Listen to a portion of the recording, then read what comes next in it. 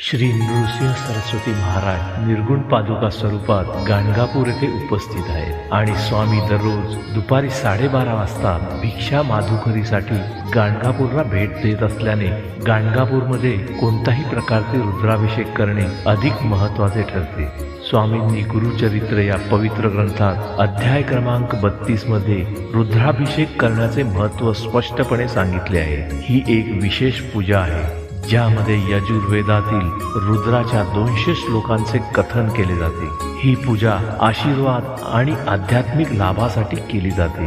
शिव रुद्राभिषेक पूजा ही रुद्र अवतारातील भगवान शिवाची पूजा करण्याची एक जुनी विधी आहे ज्यामध्ये शिवलिंगाला पाणी आणि इतर पूजन साहित्याने अभिषेक केला जातो आणि नियमितपणे रुद्र सूक्त या वैदिक मंत्राचे पठण केले जाते। हिंदू वैदिक ज्योतिषशास्त्रानुसार ही पूजा सर्वात शक्तिशाली आध्यात्मिक पूजा म्हणून ओळखली जाते।